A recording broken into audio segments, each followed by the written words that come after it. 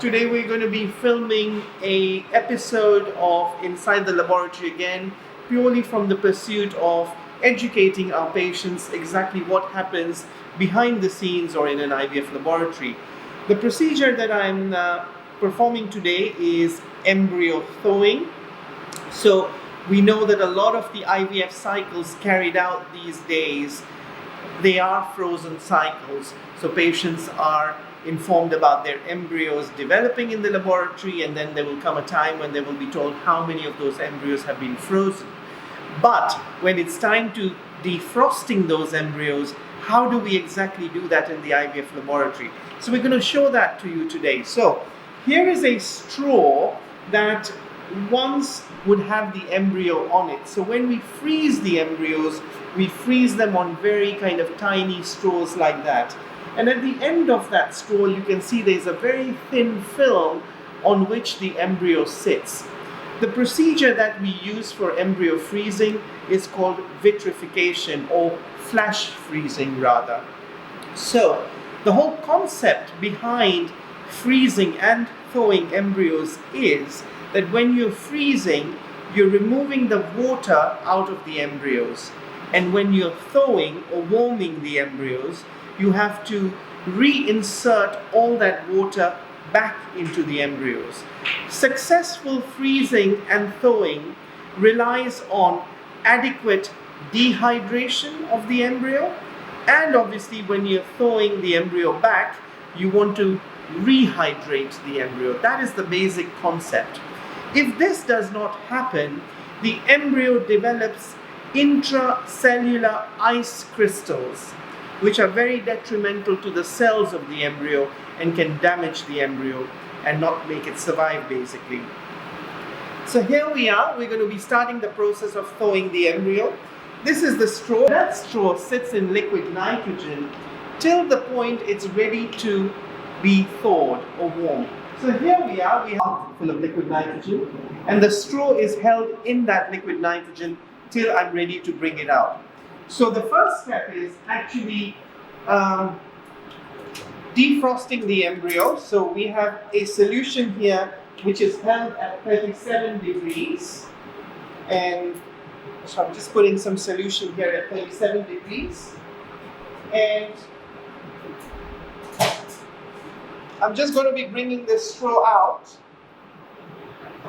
and thawing it straight at 37 degrees.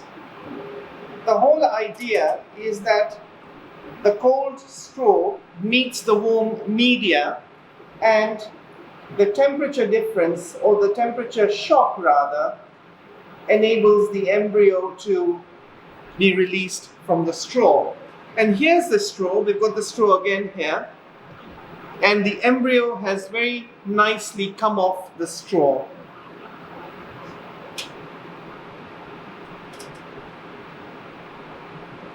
So we have a minute on the clock whilst the embryo is just sitting in the first thawing solution.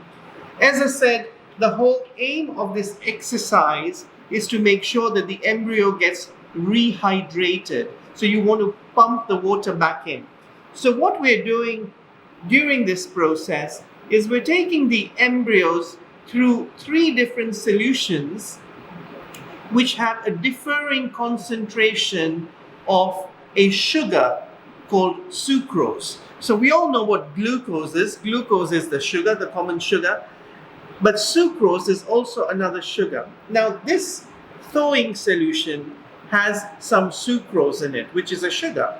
And what that sugar does, it sits outside the embryo and very gradually enables the embryo to take the water back into the cells. It's a process called osmosis in scientific terminology. So here we are. We've got a minute down the clock, which has already finished. And we're now going to move the embryo to the next solution.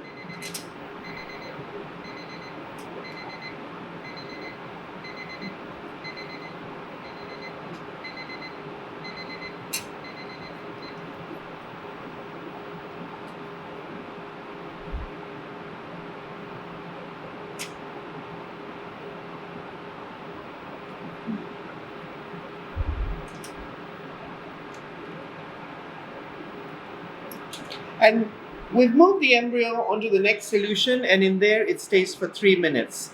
So what we're expecting in this time for the embryo to do is the embryo gradually starts re-expanding, because when it's frozen, sometimes it is totally collapsed. But when we are thawing it out, we want the water to start pump back into the embryo, which means that the cavity of what we call the blastocyst starts to expand again.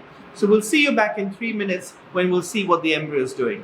So I put the embryo in the final solution, which is the washing solution, and it stays in there for around 5 minutes. And after 5 minutes, the embryo is ready to go back into normal physiological conditions, which is 37 degrees in an incubator. So after 5 minutes, we will wash the embryo again in culture media and put it back in the incubator for a couple of hours before we transfer the embryo. In this case, the patient is having a biopsy of all the frozen embryos. Her history is that she's had several IVF attempts. She is 42 years old. She makes good quality blastocysts, of course, but doesn't get pregnant. And I believe she's also had a miscarriage as well. So the aim is to try and genetically select the embryos that have the potential or a higher potential to implant and result in a live birth. So what we're doing is we're going to be taking a biopsy of these embryos, a very small biopsy of these embryos, and then refreezing the embryos back. And then the biopsies that we have taken, or the samples that we have taken from each of her 5 embryos that we have defrosted today, are going to be sent for further genetic testing to an external laboratory.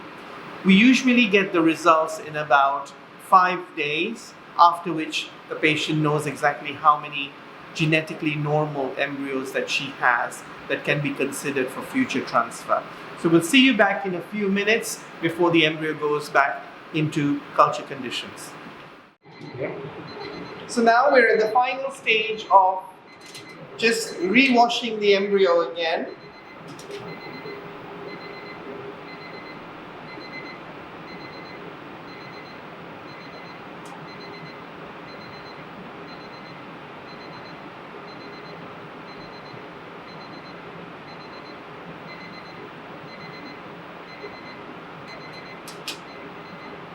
And I'll get the dish to put the embryo into the incubator.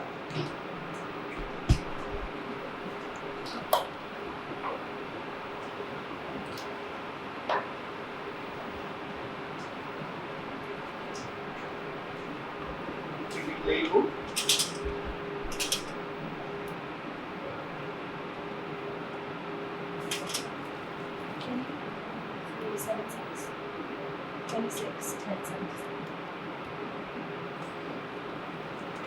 Labeling of the dishes is very important, of course, at every stage.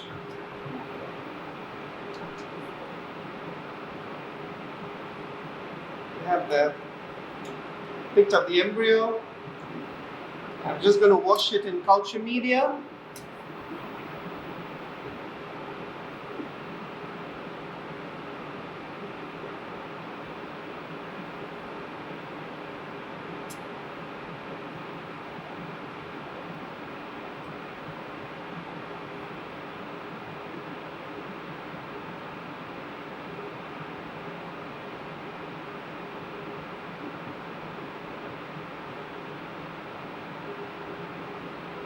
Here we are, we have 1 embryo and the other 4 have already been thawed.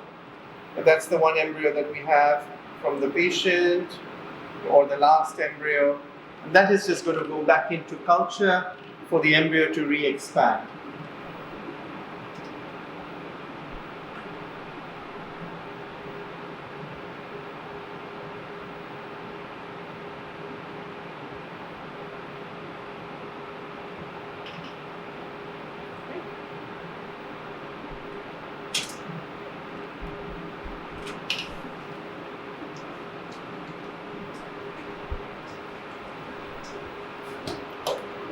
So the embryo goes back into the incubator for about 2 hours before we biopsy it And in this case, as I said, the patient is having biopsy of the embryos. So we're going to be taking a small sample of each embryo that we have defrosted this morning. And then we will refreeze the embryos and send the cells to the genetics lab. So we'll keep you updated based on what results we get from this patient's embryos.